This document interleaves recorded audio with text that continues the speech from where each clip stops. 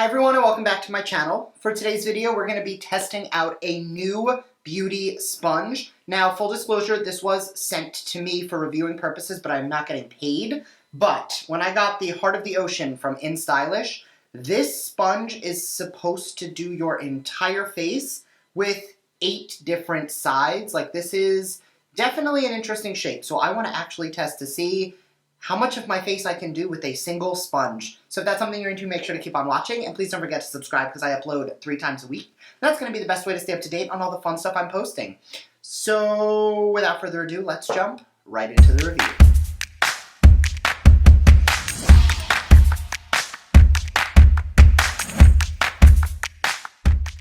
Alright, so I did already prime my skin because I don't typically use a tool for my primer.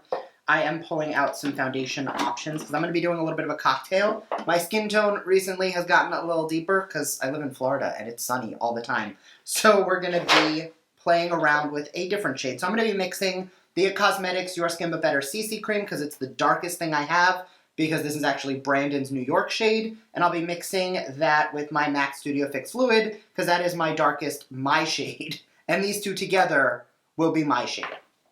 So I'm going to grab the sponge, and I'm just going to I'll show you guys what I'm doing here so you guys can see, but I took like 1 pump and just kind of dotted it everywhere, and I'm going to do the same thing with this one by putting little baby dots of foundation all around. Perfect. Now, let's hope that this sponge isn't super porous and it doesn't blend it out, and let's see how it works. From a color standpoint, I think this is going to be pretty good. That is literally perfect. Like, I'm very happy with the way that matches. So, the sponge is a little soft. I know that there are people who prefer a little bit of a firmer sponge. Like, if you like the EcoTool sponge, this is definitely a softer material, more somewhere in between a like disposable sponge and a beauty blender. Not that it feels like a disposable sponge. I'm not saying it feels cheap. I'm just saying like that material is definitely softer. Recently I've been using the Juno & Co sponge, which I actually tore. Like, I mean, it was old, so that's gonna happen. But I do like when a sponge has a flat side because I find it works so well with foundation. So that's the reason I typically stopped using the basic beauty blender, although I do have a few of those, so you will see them. But first off, color-wise, it's perfect. Coverage-wise, this is pretty full coverage, and this is pretty full coverage.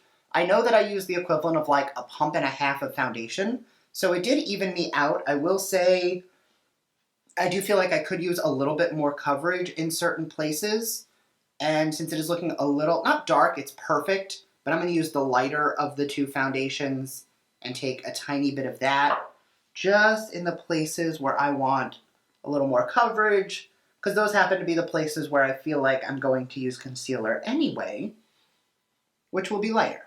Okay, so first thoughts, I think for foundation, it worked really well. I mean, I'm still shook over the color, because honestly, I expected nothing to match me because none of my foundations match me, but I like it. Jumping into the L'Oreal Infallible Full Wear, because I realize I only use expensive stuff on my channel and I want to start using some of my more affordable products. I'm going to highlight the face. And I'm actually going to use the same side for the base of the face, and then I'm going to use the inner corner for the under eyes.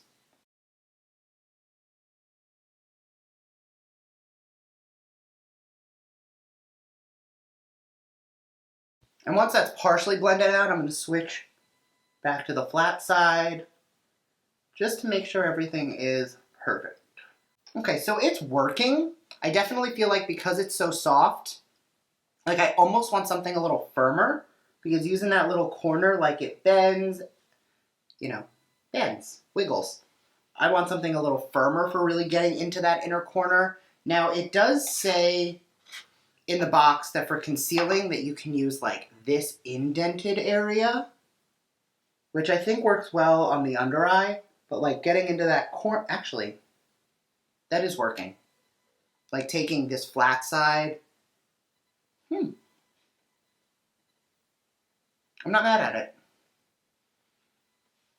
Interesting.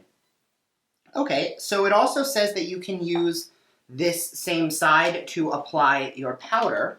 So I'm going to grab the Too Faced Peach Matte Powder because it has a little bit of a pinky tint to it, and I'm looking a little yellow, a little bit. Well, that's what happens when I use Brandon's foundation. So I'm going to take that right on here, and actually before I do that, I'm just going to make sure that anywhere that I needed to blend out any lines, and then just press powder into the face. I really like that. All right, I'm about it. I'm going to then jump into a little bit of a finishing powder using that same side, just because this will add a little bit more coverage just to the cheek area, so that when I go in with my contour, I'm not going to lose any of that coverage. You know what this reminds me of, this flat side? It reminds me of on the, I want to say new, but it's actually like almost a year old at this point, but on the new Makeup Forever powder foundation, they have this flat sponge applicator that comes with it that you could use for a full coverage powder foundation. And I like the coverage I'm getting with this. It's working out. All right, I am going to grab a powder brush just because I am having some issues like getting the rest of the powder off the face. Sponges are great for like pressing things in, but when it comes to just like getting rid of powder, dusting it off, moving it around, I do prefer a brush. This is the small tapered brush. I'm sorry, this is actually a blush brush from e.l.f., but super soft for the under eyes. And then we can move on to, and I will be using the sponge for this too, bronzer, blush, highlight. For bronzer, I'm going to be using a cream. This is the Beauty For Real Coco Cabana bronzer, which I like to use as both bronze and contour. But I like it because it is a cream, but it blends out to a powder finish. So it's actually one of the few cream products I've found that you can layer over powder and not have it look weird. And it says for contour to use the other side of the foundation side and use that to blend it in.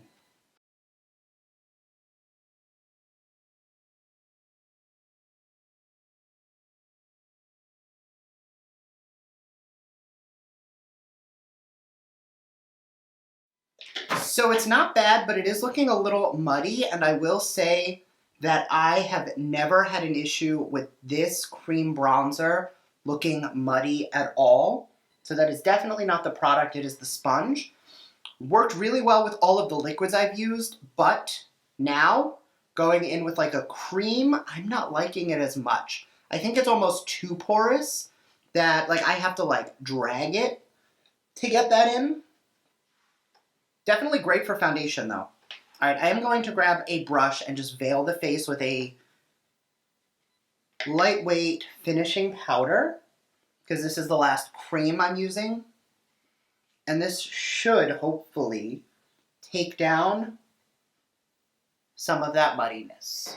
All right, so that is actually where I'm going to call it just because. So I don't love the way it's working for creams. I did take a little bit more powder on here just to press some powder in, and I love what that did. So all in all, I do really like this sponge, just not for cream products. So I'll use it for liquids, and I'll use it for powders.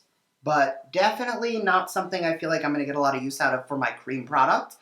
But honestly, I don't really use my sponge for creams anyway. I typically go in for like a dense flat top synthetic hair brush instead, and that's what I like. So I'm going to go finish up the rest of the face so you can see it all done, and I'll be right back. And the rest of the face is done, and I have tied it all up, and honestly, I think it looks really good. Like, this sponge, again, I didn't love the way it performed with creams, but with powders it worked, with the liquids from the foundation. Like, I have zero issues with how I look today, and, like, definitely something I will be continuing to play with. So I am going to link all of the information on the sponge down below, the website you can find it. I'm pulling up my notes to make sure that I get the correct info, but it does retail for... So the sponge does retail for $10. It is 100% eco-friendly ingredients, which is why it's called the Heart of the Ocean, which is kind of cool. And I really did enjoy the fact that it had all of the different sides. I'm still going to play around with like what I like for where, because again, this is a first impressions, but I did really like it. Also, with the Heart of the Ocean, I did read up on the brand a little bit. They're trying to think about sustainable packaging, eco-friendly everything, and I think that's really cool. My one complaint I will say is that there was a little line in my sponge from where it was, because like it was in that little hole. I mean, it kind of tripled in size when I wet it, but it did come in that, so there's a little line, but I feel like that will go away. Either way, the sponge performed really beautifully, so I'm a fan. Let me know what you guys think down below, and I will see you guys next time. Bye.